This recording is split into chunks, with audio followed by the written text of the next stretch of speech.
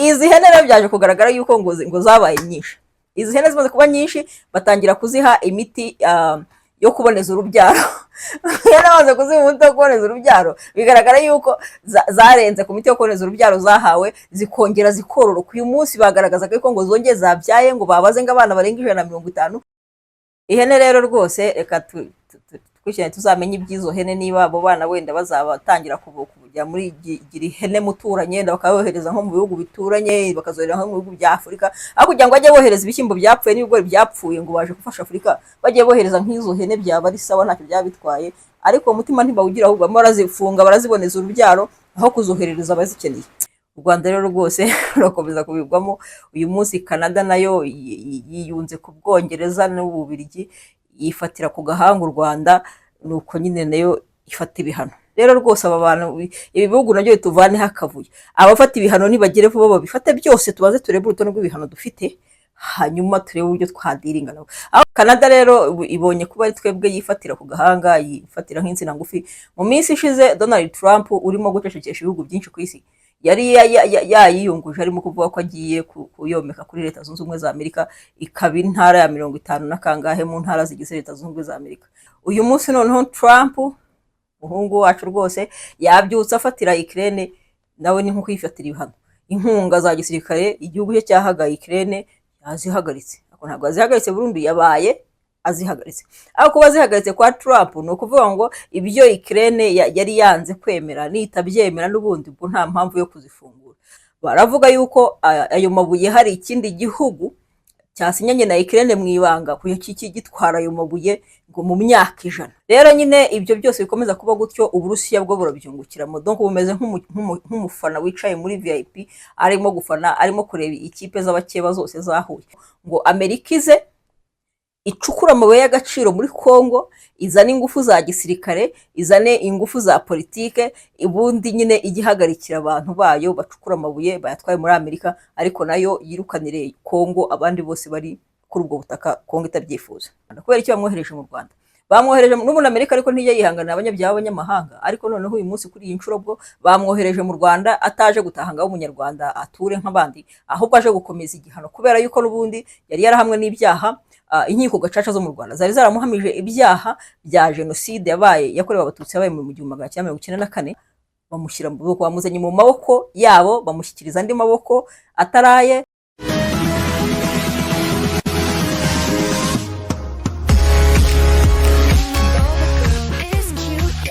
My girl, my all look yellow coat, incomparable, yay. Oh, you shine so bright, little girl, so pure, so true. Mama's there for you, lovely bow, you bow, bow, bow, bow, bow, lovely bow. You, boo, bow, we adorable, bow, bow, bow, lovely bow. You, boo, bow, we want more. Inshuti bakunzi bacu mudukurikira umunsi ku munsi ku mbuga ya Feza, twongeye kubasuhuza. Mwiriwe kandi turizera ko mwabaye amahoro aho mwiriwe hose, mu mirimo itandukanye, mu bice bitandukanye by'igihugu, haba mu gihugu imbere, haba hanze y'igihugu, ndetse no hirya y'umugabane wa Afurika. Turizera ko mudukurikira muri benshi kandi mujya mubitugaragariza. Tubahaye ikaze rero mu ku mbuga ya Feza. Uyu ni umwanya none twongeye tukaganira, tukareba biba byiriwe bitambuka hirya no hino, amakuru atandukanye yaba yatambutse uwo munsi, tukarebamo iby'ingenzi, tukareba ibyashimishije abantu, ibyo abantu benshi bitayeho. Karibu rero twongeye twiganirire. Uyu munsi rero nk'uko bisanzwe hongeye gutambuka amakuru atandukanye, yaba muri politike, muri by'ubukungu, mu mutekano, ibintu byinshi byavuzweho uyu munsi, byagarutsweho uyu munsi. Uretse intambara ziri hirya no hino zikomeza gucicikana, izo zo ntacyo zirimo guhindukaho cyane, wenda kuba twishimira ko wenda hari yarangiye muri zo, ariko nta nimwe irarangira, ahubwo ziracyakomeje. Abantu barakomeza kwicana hirya no hino, ntibaba batsinze. Shitani menya muri iyi minsi yaraje muri vacancy, na hakaba ahubwo shitani muri vacancy menya nta bikorwa bibigikora, abantu ahubwo nibo tukiraho rero. Igihugu cya Canada kimwe mu bihugu bibundi bigerageza kuba bituje cyane, bitagira rwaserera, bitajya bigaragaza rwaserera, uyu munsi cyafatiye ibihano igihugu cy'u Rwanda biturutse kuri aya makimbirane arimo kubera mu burasirazuba bwa Kongo. aho ibihugu umuryango mpuzamahanga n'ibihugu byinshi bikomeje kwirengagiza uruhare rwa Kongo bikibasira cyane u Rwanda. Ubushize twaba turimo kuvuga ngo u Rwanda rurimo ruramera nk'umwana wo kwa mwarimu, aho wasakuza ishuri ryose ugasanga umwana wo kwa mwarimu urimo gukubitwa zira n'abandi. U Rwanda rero rwose rurakomeza kubigwamo. Uyu munsi Canada nayo yiyunze ku Bwongereza n'Ububiligi, yifatira ku gahanga u Rwanda, nuko nyine nayo ifata ibihano. Ako turasanga aho tumaze no kubirambirwa, abantu bazageza ryari? Hari umusinzi umwe ngo yarasinze ageze mu nzira ahura n'abanyerondo cyangwa se abapolisi batangira kumukubita, umwe imigeri undi nkindi yaratangiye stop kabisa, mwihangane muhagarare, nago nkunda akajagari, ab'imigeri mubanze, ab'ingumi, ab'inkoni, ako kavuyo rwose mukamvaneho. Rero rwose aba bantu ibi bihugu nabyo bituvaneho akavuyo, abafata ibihano nibagere vuba babifate byose, tubaze turebe urutonde rw'ibihano dufite, hanyuma turebe uburyo twadiringa nabo. Aho njye buriya nkibaza impamvu baba barimo guterana badufatira ibihano. Kuki ndibuka igihugu kimwe, sinibuka igihugu kimwe niba ari Mali, Amerika yahagaritse guha abene igihugu bayo viza zijyayo, nabo barangije bahita bahagarika gutanga kwemerera abanyamerika kuza mu gihugu cyabo, ndetse n'abari bahari ngira ngo babirukanye. Uru Rwanda rw'umunsi umwe ruzabirebeho kabisa, rurebe aba bantu badukiniraho.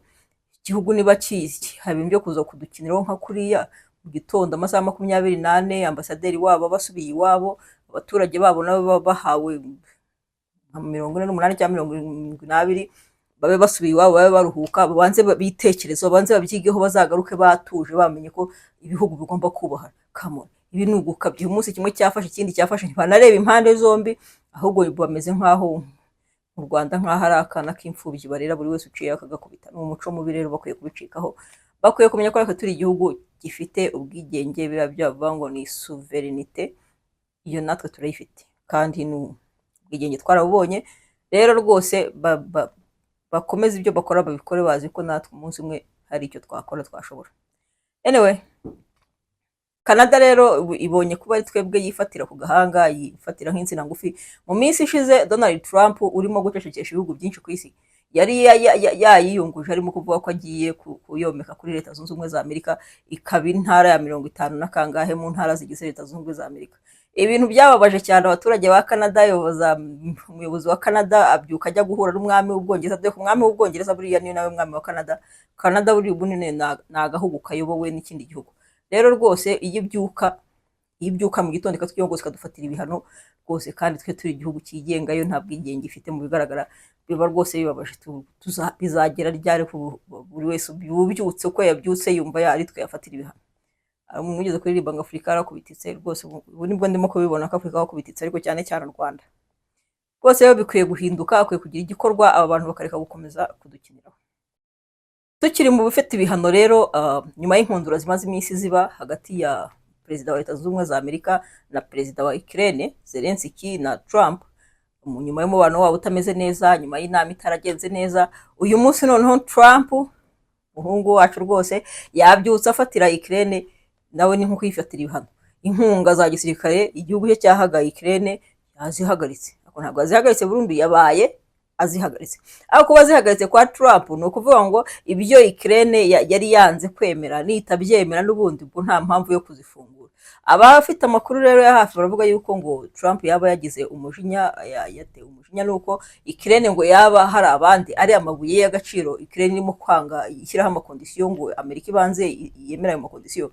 Baravuga yuko ayo mabuye hari ikindi gihugu cyasinyanye na Ukraine mu ibanga gitwara ayo mabuye ngo mu myaka 100. Icyo gihugu rero si ikindi n'Ubwongereza. Rero kuba igihugu nk'Ubwongereza ubudi ni nabango ni rivale cyangwa se ni nka mukeba wa Amerika mu bijyanye na puissance kuri ino si, ibijyanye n'imbaraga. Donc ugiye kureba mu bihugu bikize, mu bihugu bikomeye, mu bihugu bifite igisirikare, mu bihugu nyine kuri ino si kabisa bifite ijambo, Amerika n'Ubwongereza bisa nk'abakeba nabyo. Ubwo rero kuba Zelensky yatinyuka agakinisha Trump kuriya, akamwima amabuye nk'uko abyifuza, yarangiza akayaha mukeba we, icyo kintu Trump ntabwo yakihanganira. Kandi Trump rwose mu byo tumuziho, Trump nta bintu byo gukerereza, byo kubanga banze ngo yinginge. Buriya Trump yaba nakuretse wenda za nakohoya, buriya Trump ibyo bintu byo gukerereza, ibyo gutakaza ubwajya ntago abigira. Niba ari ukubita arakubita vale bunze, niba ari ukukwirukana arakwirukana, kandi turimo turagenda tubibona abantu rwose aho baragenda bigezayo. Rero nyine ibyo byose bikomeza kuba gutyo, Uburusiya bwo burabyungukiramo. Donc bumeze nk'umufana wicaye muri VIP arimo gufana, arimo kureba ikipe z'abakeba zose zahuye. Ni nk'uko hano abafana bajya bafana imipira y'inaha, njye sinjya nyimenya cyane buriya. Ni nko kureba nka match ya Rayon Sport na APR uri umufana wa Police cyangwa wa Kiyovu cyangwa wa Mukura, wicaye handi hejuru muri VIP urimo kureba ikipe yari yose itsinze kabisa, uvuga uti musekurane kabisa, bundi umwe kubita undi muve mu nzira, muramungiriye neza. Nka biriya rero Uburusiya burimo kureba ibihugu busekurana nk'uko nguko, bureba Amerika kubita ubuhugu nka bwa Ukraine, yica ku bihugu by'i Burayi byari bibanye neza. Ubwo nyine Putin wahara barimo guserebura, bameze nk'awa mufana wa ntuza wicaye muri tribune y'icyubahiro hejuru areba uko match irimo kugenda. Ariko nyine n'abategetsi b'iyi si barahindukira, ibyo ngibyo byose barwaniye bakongera bakiyunga, bakongera bakuzurira kuri Afurika. Afurika n'ubundi yarakubitse niyo nyiri ibibazo. Uyu munsi hari abakurikiranira hafi amakuru, donc bazi bareba ibijyanye, basesengura cyane ibijyanye na politiki y'isi, bavuga yuko ibi bihugu by'Uburayi kuba byibasira igihugu nk'u Rwanda bikaza kwifatira ibihano bititaye ku mpamvu iyo ari yo yose igaragara, ndetse mu muryango mpuzamahanga ukaba utarimo kwita ku kintu na kimwe mu bigaragara, ahubwo ugafata imyanzuro uko wiboneye. Bamwe baravuga yuko ari umujinya ibi bihugu byaba bifitiye Afurika. Baravuga ko rero ibi bihugu bishobora kuba ari umujinya cyangwa se ishyari bifitiye bimwe mu bihugu bya Afurika n'u Rwanda rurimo, hanyuma rero byabona iwabo birimo kugenda nabi, ibyo byifuzaga ku gihugu nka Ukraine bitabibonye, bigahitamo kuza gutura umujinya ibihugu bya Afurika nk'u Rwanda. Ariko rwose igihe kirageze kugira ngo ibihugu bya Afurika byishyire hamwe, nubwo bizagorana. Kare nahoze ndeba inyandiko proposal igihugu cya Congo cyangwa se ubutegetsi bwa Congo bwateguye buhamagarira Amerika kuza gusinyana nabo amasezerano, ngo Amerika ize icukura amabuye y'agaciro muri Congo, izane ingufu za gisirikare, izane ingufu za politike, ubundi nyine igihagarikira abantu bayo bacukura amabuye bayatwaye muri Amerika, ariko nayo yirukanire Congo abandi bose bari kuri ubwo butaka Congo itabyifuza. Mu gihe Amerika yabyemera, usibye ko Amerika atari umuswa cyane, nabonye yitonda ibintu ntabwo ipfa kubihukamo. Mu gihe yabyemera, ubwo nyine byaba ari ibindi yabije gukoloniza. Mu mwanya wo kugira Canada intara yayo, yabigize Congo intara yayo, ubwo nyine namwe murabyumva icyakurikiraho. Ngayo nguko rero kuko kwisi byifasha. Tukiri kuri Amerika rero yohereje mu Rwanda umugabo witwa Ahmed Napoleon Mbonyunyiza. Uyu mugabo w'imyaka 57 akaba ngo yararangije igihano muri Leta Zunze Ubumwe za Amerika cyo kuba yarakoze ibyaha bijyanye no gufata ku ngufu cyangwa se byerekeye ku mibonano mpuzabitsina. Afungwa imyaka 15 myiza. Uyu munsi arangije igihano cy'imyaka 15 bamwohereza mu Rwanda. Kubera iki bamwohereje mu Rwanda? Bamwohereje n'ubundi Amerika ariko ntijya yihanganira abanyabyaha b'abanyamahanga, ariko noneho uyu munsi kuri iyi nshuro bwo bamwohereje mu Rwanda ataje gutahanga w'umunyarwanda ature nk'abandi, ahubwo aje gukomeza igihano, kubera yuko n'ubundi yari yarahamwe n'ibyaha. Inkiko gacaca zo mu Rwanda zari zaramuhamije ibyaha bya jenoside yakorewe abatutsi yabaye mu 1994. Urukiko rwa gacaca rwa Nyakabanda rwabimuhamije mu 2007. No kuvuga ngo kuhera icyo gihe kugera uyu munsi, icyo gihe gacaca yamuhamyaga ibyaha bindi yakoze muri Amerika bikoze inyuma gatoya. Noneho Amerika yo aho kugira ngo ihite imwohereza ze kuburana ibyaha bya gacaca afunguwe, wenda basanga bari kuba baramukatiye imyaka 20 cyangwa 10 n'ingahe bitewe n'uburemere bw'ibyaha yakoze, hanyuma wenda muri iyi minsi akaba arimo kurangiza igihano wenda agafungurwa nawe amenye. Ariko Amerika ni abantu babi cyane, ni babi n'ababiri.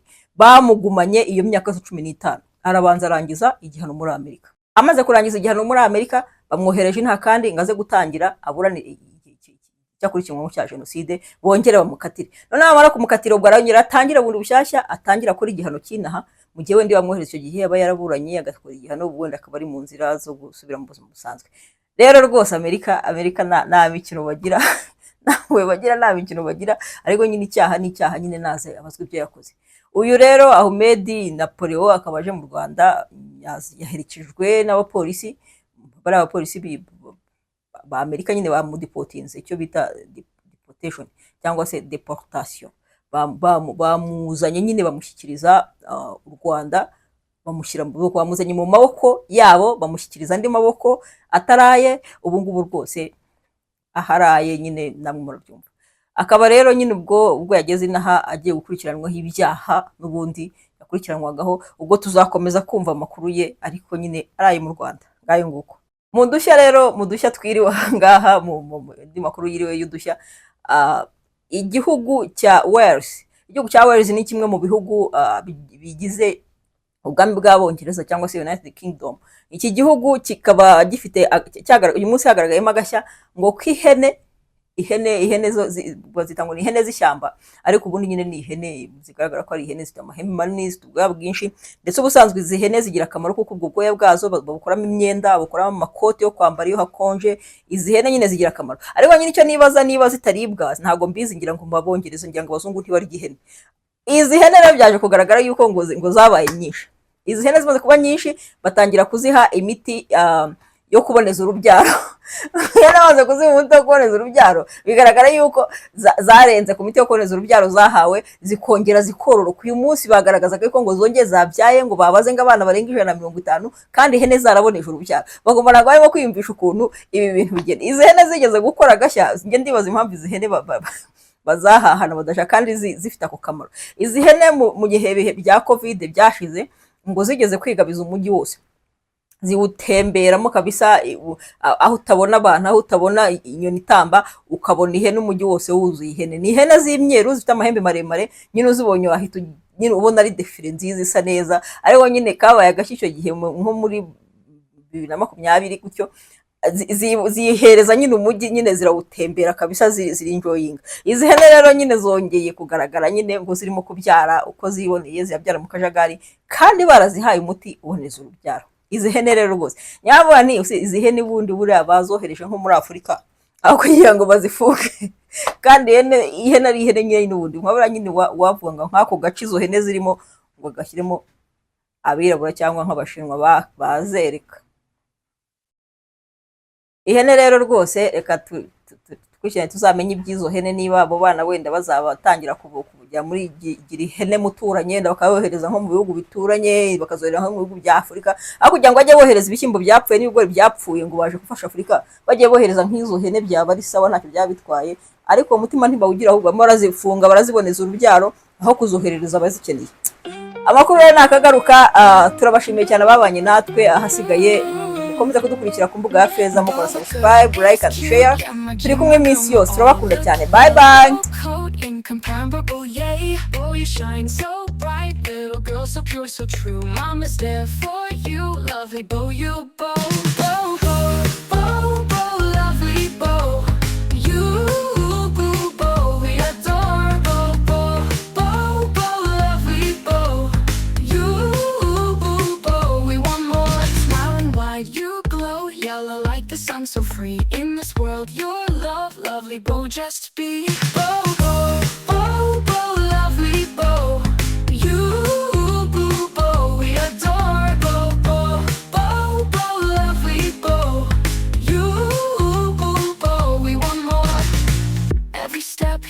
Take every word you speak, lovely bow you make our hearts skip a beat. Bow, bow, bow, bow, lovely bow. You boo bow, we adore bow, bow, bow, bow, lovely bow. You boo bow, we want more.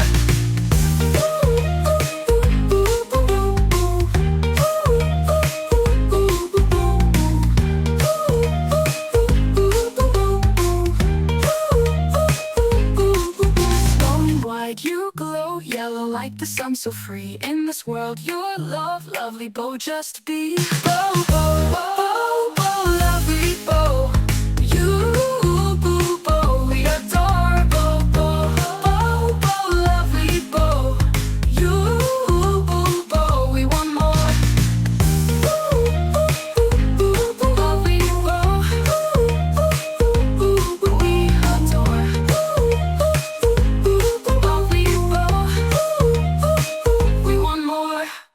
Every step you take, every word you speak, Lovely bow you make our hearts skip a beat.